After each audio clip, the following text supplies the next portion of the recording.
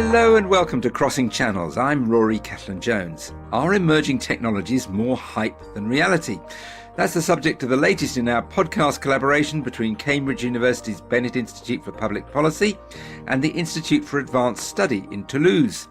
As ever, we're going to use the interdisciplinary strengths of both institutions to explore a complex challenge. We'll discuss emerging technologies like generative AI and the Metaverse, the cycle of hype, then disappointment, which many seem to go through, explore their possibilities and harms, and examine strategies to mitigate the associated risks.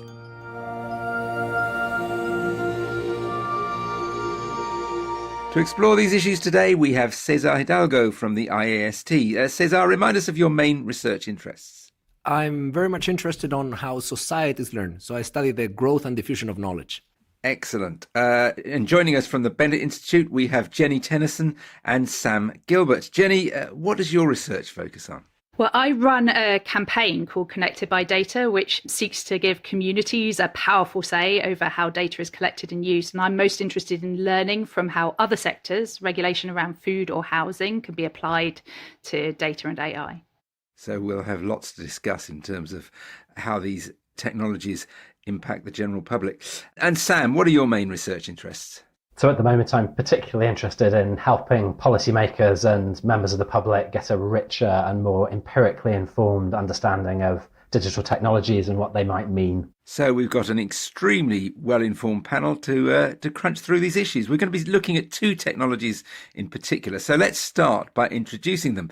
First, there's been tremendous hype around generative AI tools like Chat-GPT, or to use the lingo, LLM, large language models. Jeni, start us off. I've been hearing about AI for years, so why has its moment appeared to arrive in the last couple of months? Well, I think it's worth recognising that OpenAI, who are the organisation behind Chat-GPT and other things like DALL-E, which generates images, have really done a blinder with their PR, right? They've been able to describe this as a step on the way to artificial general intelligence, which everybody gets very excited about, but also hint at these terrible existential risks that there might be if anybody other than them were in charge. And they've also been really clever about releasing it in a way that goes viral. So it's free and easy to access, very little barrier to using them. And the results, of course, are really shareable. Just in this last week, we've probably seen the Pope in a puffer jacket generated by Midjourney. You're telling me that wasn't real? Wasn't real. It was generated image. But it's important to remember that we're not actually talking about some magic here. And this isn't artificial general intelligence. It's just lots and lots of computer power over lots and lots of content that has been generated by humanity over centuries, and then very well marketed by companies who really want to sell their products. Sam, have you got a theory about why companies like DeepMind defeating champions of Go, we've had self-driving cars and so on, why this particular tool has really made the world sit up and think and worry about AI? Yes, well, I think I have somewhat of an explanation for that in how the market landscape has developed. In the past couple of years, we've come out of this period where everything was really defined by mobile and social media into a period where entrepreneurs and venture capital investors have been looking around to try to find the next big thing. And up until the generative AI moment, the big candidates to be the next big thing were Web3. So that's the next iteration of the web's core infrastructure that includes things like cryptocurrencies and blockchain and NFTs. And then the other candidate was the Metaverse, which we will talk more about later. But I guess the reason why generative AI has so much momentum is because investors, entrepreneurs are just really desperate to find new places to put their capital to work and develop the next generation of businesses that will achieve the same sort of scale that Google and Apple and Meta and all of the rest of the big tech companies have managed to achieve. And César, this is global, isn't it? It's not everybody everywhere seems to be excited and worried about AI all at once because of this tool. Indeed, it's both global and local. On the one hand, the consumption is global. Like people all over the world are using these tools because the web is an excellent distribution channel for them. But on the other hand, their production is extremely local. If you think about it, OpenAI has been successful in a world in which other companies that are also very well endowed in terms of human capital, such as Google and Facebook, have failed to produce models that are comparably good. Similarly, like Midjourney, it's so much better than DALL-E when it comes to produce images. So what we have is a world in which production is extremely localized. Even within Silicon Valley, there are winners and losers, and consumption is extremely global. These are technologies that can have 1 billion consumers by the end of the year. So that's one of the technologies we're going to talk about. Sam, you've already mentioned it, and you've recently released a policy brief on it. The other big trend, much hyped over the last couple of years, the Metaverse. What on earth is the Metaverse? Well, this is the $64,000 question. Nobody, I think, really agrees what the Metaverse is. So all one can do is talk about what different sorts of people mean when they talk about the Metaverse. So perhaps the best place to start is in science fiction. So the term the Metaverse originates in a novel published in 1992 by Neil Stephenson called Snow Crash. Actually quite a similar vision of the Metaverse appears later in a novel by Ernest Cline called Ready Player One that got turned into a film by Steven Spielberg. And in those sci-fi books, the Metaverse is a kind of 3D embodied version of the web. So I define it in the policy brief that you mentioned as a massive, immersive, persistent, open, and economically developed virtual world. So it's something where you can exit from the physical embodied reality that we live in day to day and go and live in cyberspace in exactly the same way that you do in the real world. And that's all enabled by virtual reality. The more prosaic reality of the Metaverse today is that there are companies who have developed virtual reality hardware and software that they would like to find a bigger market for. There are companies that are developing massively multiplayer online games and other forms of virtual reality software that they would like to find a market for. And those companies have, I suppose, used the Metaverse as a way of articulating why their products are part of an exciting future of the internet rather than simply things that you can use for entertainment or to make the experience of remote work a little bit more interesting. So essentially the Metaverse is different things to different people. And we're going to come back to it in a moment. But first of all, let's drill down into the policy implications of these two technologies. And first, AI. Jeni Tennison, obviously, we're seeing lots of exciting examples of how generative AI could revolutionize various industries, but we're also immediately seeing ethical concerns. What are the main issues policymakers need to get their heads around in the development and use of it? I think I'll quote Emily Bender, who was the prime author of Stochastic Parrots, this seminal paper on LLMs that came out last year about where those risks are. Because, as I alluded to, OpenAI and similar will have you believe that the risks are kind of existential long-term risks about the way that artificial general intelligence might develop and take over the world. But actually, there are risks here and now. The concentration of power in the hands of particular types of people, as César alluded to, reproducing systems of oppression, damage to our information ecosystem. We're seeing how these technologies can crank out stuff that looks real, like the Pope in the puffer jacket, right, in a way that then pollutes what we see and makes us believe things that aren't real. It adds to a misinformation at scale, at real scale. And then there's the damage to our natural ecosystem. So these models require huge amounts of compute and storage power, and that takes energy and electricity, and obviously that has carbon impacts too. It's those bits that are about who is in charge of these technologies, what decisions are they making, and in whose benefits that we really need to worry about. Can you explain to me why a tool which, will on cue write a reasonably funny limerick is going to pose a threat to particular sections of the population?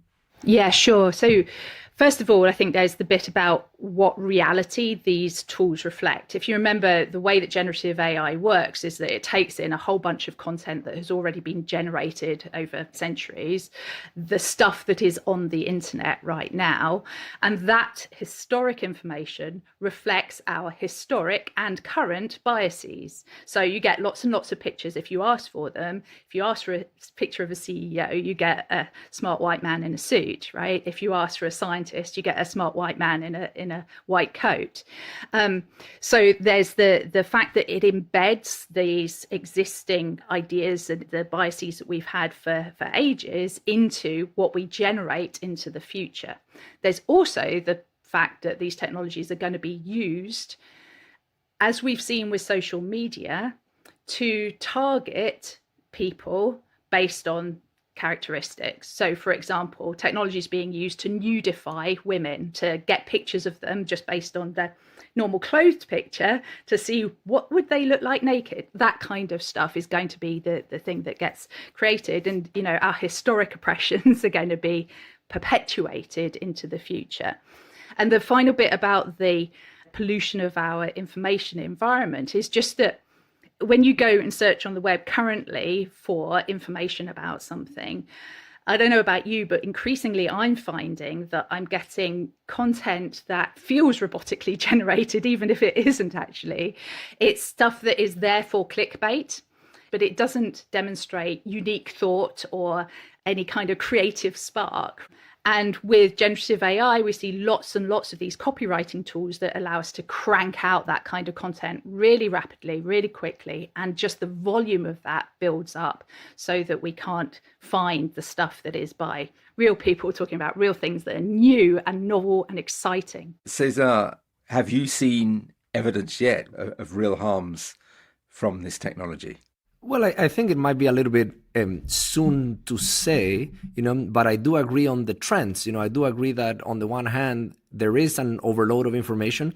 On the other hand, I do think that there are other risks that are important and they might be materializing right now, but they might be a little bit more long-term. For instance, young children getting used to the fact that you have models that you can ask for information and taking that at face value, failing to develop that critical thinking skills that you need to process and filter the information that you consume. Hasn't that been the case for ever since people began to use the web in general? I would think so, but now you have this sort of authoritative tool that is dialoguing with you, and that might be psychologically different for a young person compared to an article that might come from a reputable source or might come from a more shady source. And you might have some cues, some heuristics that allow you to maybe start figuring out how things are created and whether they're real or not. So I don't think that the problem is new. I think that technology, as always, amplifies aspects of our humanity. So I do not blame solely the technology. I do think that the technology amplifies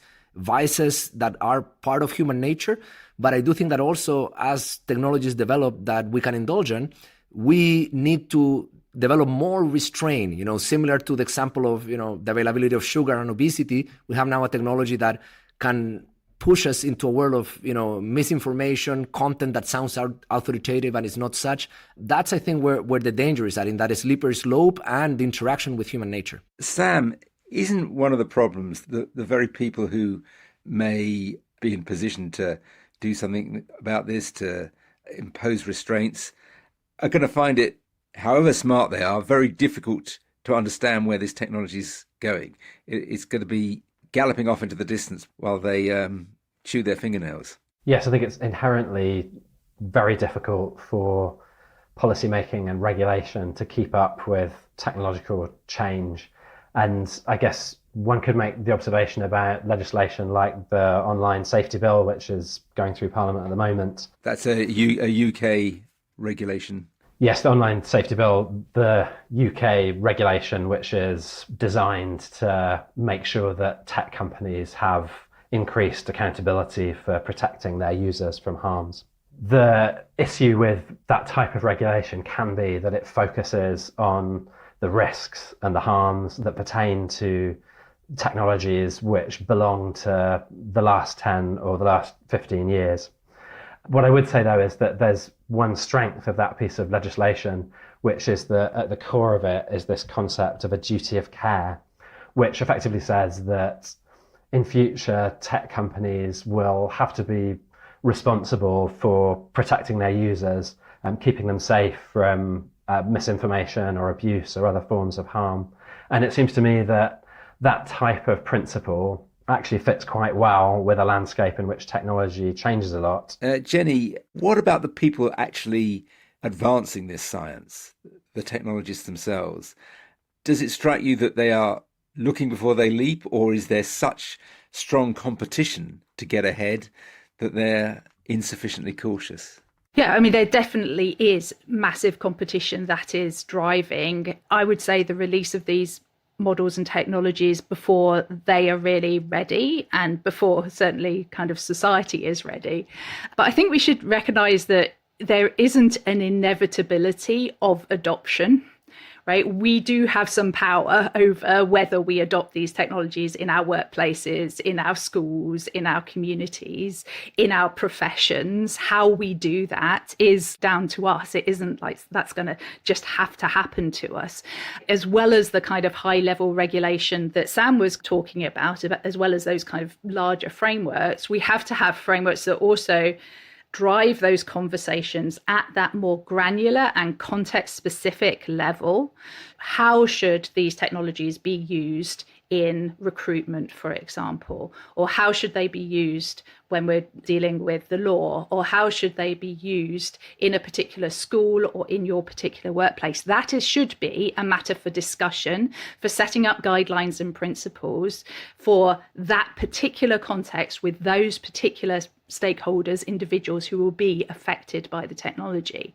So we do need to have a kind of larger societal level kind of conversation about the big impacts that these are going to have. But we also need to not subscribe to the kind of inevitabilism of these technologies. We do have control ourselves about when we use them, and we can have that negotiation in our workplaces and so forth. I was at an event yesterday at a marketing agency, and people from across the marketing world, they'd all heard of Chat-GPT. They were all tremendously excited.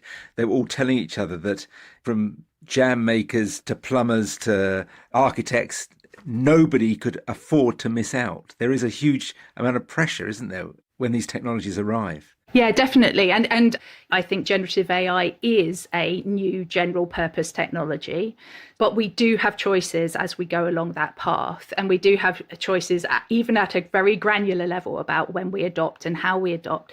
We need to experiment, and there needs to be room for experimentation so that we can put in place the right kind of guidelines and barriers in order to get a positive outcome in that large timescale. César, you wanted to come in. So I agree with Jeni that we have choices that we can make individually, but I also do think that it's important to consider that there are multiple scales in society in which those choices are going to interact. So when electricity comes along, you can decide to continue to run a factory without electricity.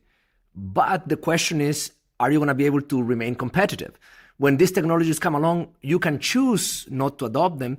But the question is, in the context of your firm, let's say if you're an advertising company, are you going to get out-competed by those that do? And at the end, the inevitability doesn't come from individual choices, but comes from that secondary level in which different groups of people that have made different choices compete in an environment in which some of them grow and accumulate more resources than the others. And I think that's, what makes this complicated. It goes beyond individual choice because of that second layer of selection and competition that the market has. And there's also the global context. I saw one Silicon Valley kind of evangelist for all that saying, yeah, okay, if we stop for 5 years, do you think the Chinese are going to stop for 5 years? Exactly. Sam, is that kind of thinking uppermost in the minds of policymakers? They're looking at global competition. They both want to control it, but they don't want to be left behind. Yes, and I think there are some real tensions between different types of policymakers when it comes to this technology. Something we haven't really touched on very much is the enormous potential that generative AI has for increasing economic productivity in certain sectors. So it may well be that there's a group of policymakers who very much want to promote the use and adoption of the technology because it should have favourable economic outcomes that then become beneficial to society. At the same time, there's going to be another group of policymakers who are very worried about the types of concentrations of power that Jeni alluded to earlier, and will really be wanting to preempt the emergence of OpenAI as the next big tech company. So I think they will incline towards competition policy as a defense against the potential development of new technological monopolies. A third group of policymakers who are more focused on issues of online harm may then see competition policy as something that militates against their ability to preempt harms. So if, for example, large language models, generative AI became much more open sourced and more individuals and organizations were able to run them on their own hardware, it would become a lot more difficult for policymakers to implement measures that would insist that those companies put in place guardrails of the type that, to their credit, OpenAI has been doing in relation to the GPT models. So potentially different constituencies of policymakers are going to think about this very differently. Well, let's move on to the Metaverse, which was a topic of huge excitement, possibly excessive excitement last year. One company changed its name. It was so convinced that it was the future, a company called Meta. So how much should all of us citizens, business owners, policymakers care about the Metaverse? Is it the next big thing, or should we just get on with worrying about AI, Jeni? You're sitting there not looking, as far as I can see, too concerned about the Metaverse. I am very sceptical about the Metaverse in the way that it's described as a kind of virtual reality version of our current reality. I think we already, in some ways, occupy the Metaverse in that we communicate with each other digitally. We're talking to each other over the Zoom. We're in a 2D Metaverse. Yeah. Having discussions on Twitter. I'm not convinced that the benefits of the kind of fully embodied version, the VR fully embodied version, are going to be so much greater than what we already have through our current methods of communicating with each other. For me, then, the Metaverse is about connection with other human beings, right? It is about the communities that we create and our relationships with each other. I'm not convinced that the fully embodiedness of VR, especially this kind of stuff that we're seeing currently, is going to give us that much more of a benefit than the ways of connecting that we currently have. Sam, I've seen reporting on this, wave after wave around virtual reality. Back in the 90s, it came along, it made everybody sick, it went away. It came back massively in the last decade, huge amounts of investment, augmented reality as well as virtual reality. It's fading again, isn't it? And yet Facebook, that company that now calls itself Meta, has basically bet its whole future on it. Yes, I think part of the reason that it's fading again is just an appreciation of some of the fundamental technical barriers that there are to achieving the snow crash style, completely immersive 3D type metaverse. But I guess there probably are some elements of it that we still ought to care about, whether as citizens or policymakers. So one of the things that is actually really brought into focus is the way that the usage of the web by young people particularly is very different from the way that those of us who are slightly more advanced in life probably think about it. So one thing I learned in researching this topic is that an absolutely staggering number of young people, so I think in the United States 85% of 8 to 14-year-olds are on the platform Roblox, which is sometimes described as a metaverse platform. It's definitely a gaming platform. And within platforms like Roblox and also massively multiplayer online games like Fortnite, there is already a very significant trade in virtual goods.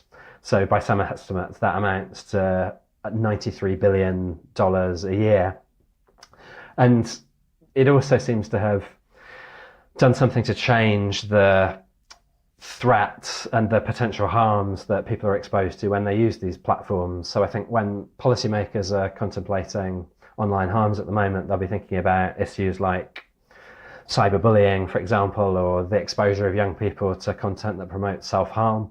But when you look at what is actually going on inside platforms like Roblox, it turns out that there are real issues to do with children working as developers, effectively gig economy workers inside distributed game studios where they're coordinated by adults or by older children. So there are issues of their labour rights that come up.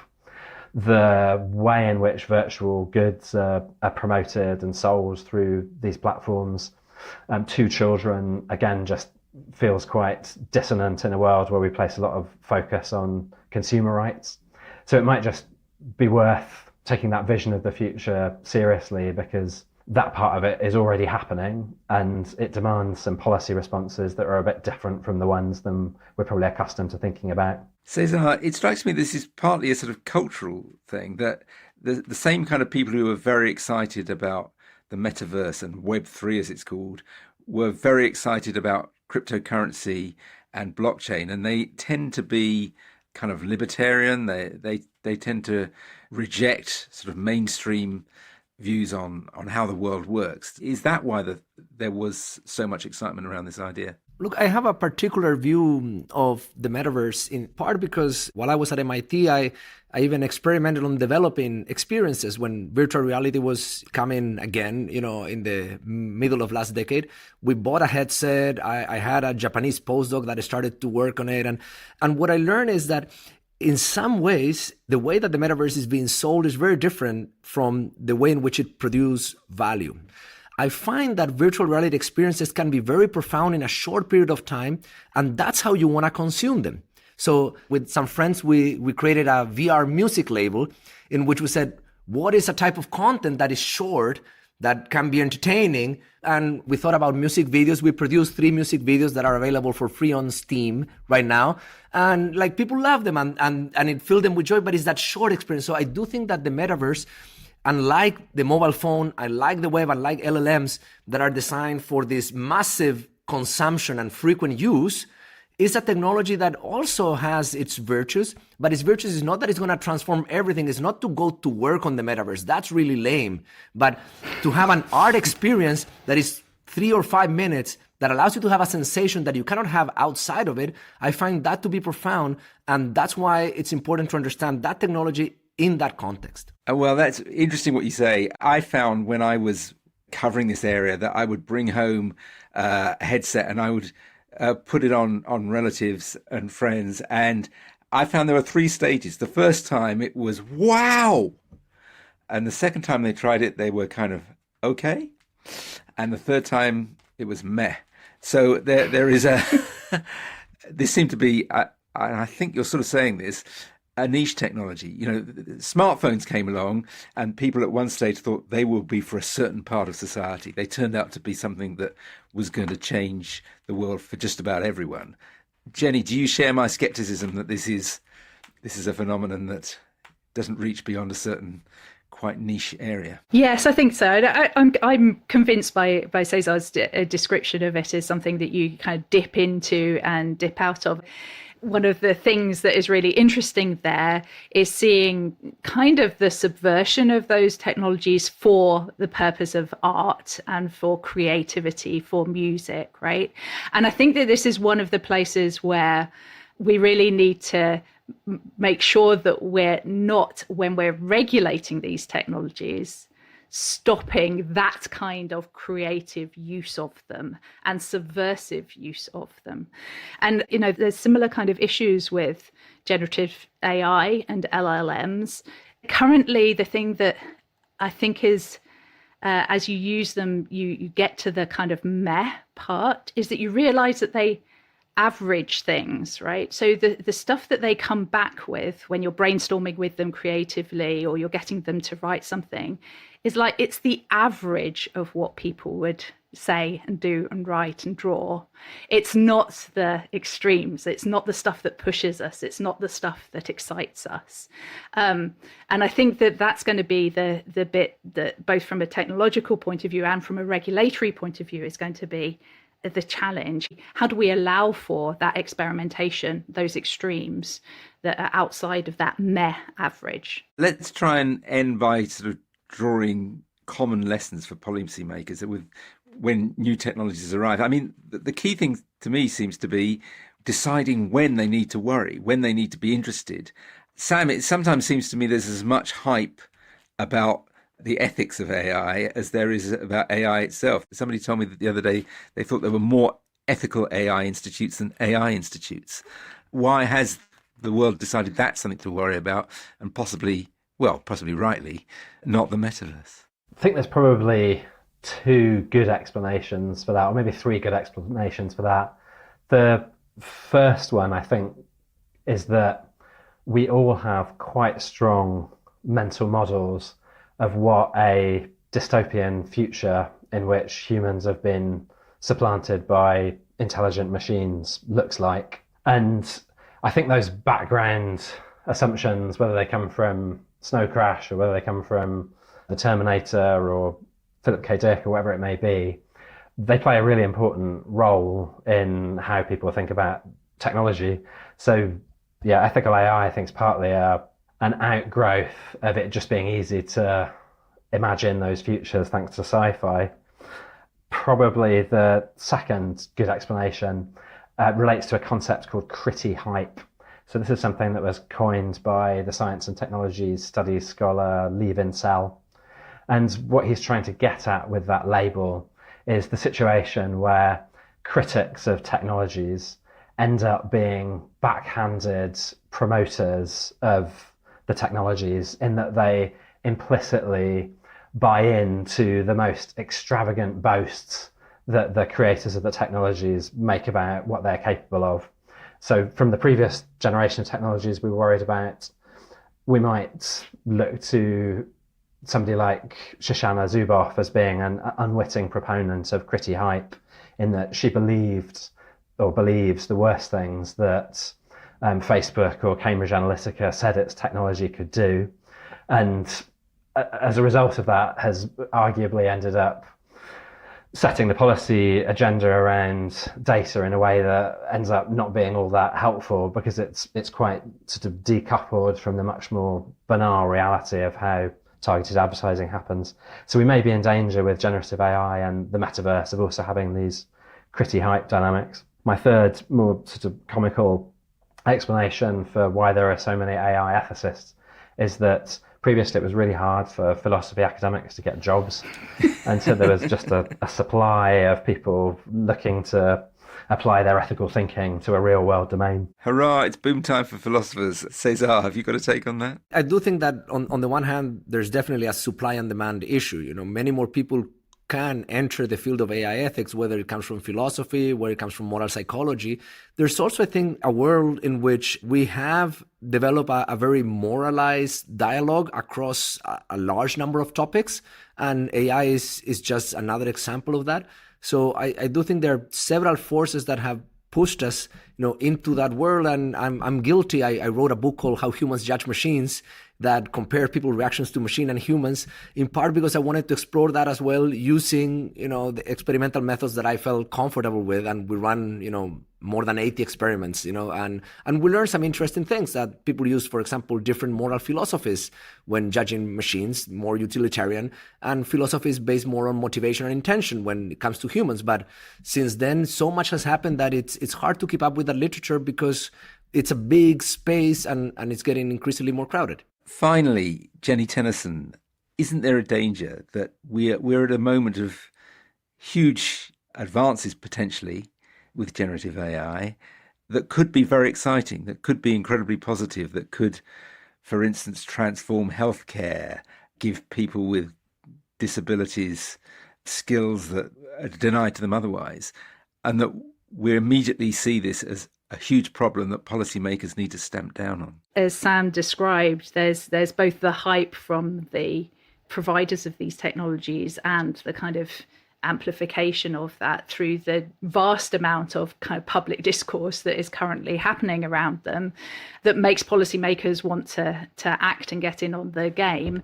But actually that discourse at the moment, I think, is not really based on what is happening now or what will happen in the near future. I think what it really calls for is that kind of agile and responsive regulation in its broadest sense, right? Not just laws, but actually putting in place the governance structures and the places where we can have discussions about how we want this technology to be shaped. We need that to be happening now so that we can react quickly to the kinds of issues that emerge over time. And that's one of the reasons that I'm so enthusiastic about having public dialogues, having structured mechanisms for participatory and deliberative conversations about the use of technology in specific places and specific contexts, because it will land differently in different places and over different kinds of timescales. And we need to have in place the kind of structures that will allow us to respond to that rapidly. And that only happens at a kind of much more granular level and a very context specific level, not at the higher level. So yeah, that's why I'm so keen on having governance being built into the way that we deploy these models early on, and that involving the public in deliberative dialogue. Well, that's all we've time for on this episode. Thanks to Jeni Tennison and Sam Gilbert from the Bennett Institute and César Hidalgo from the Institute for Advanced Study in Toulouse. Let us know what you think of this latest episode of Season 2 of Crossing Channels. You can contact us via Twitter. The Bennett Institute is @BennettInst. The Institute for Advanced Study in Toulouse is IAST Toulouse, and I am Ruskin147. If you enjoyed this episode, then do listen to our other Crossing Channels editions, notably our recent one on whether we should give children the right to vote. And please join us next month for the next edition, where we'll look at the Constitution and devolution in France and the UK.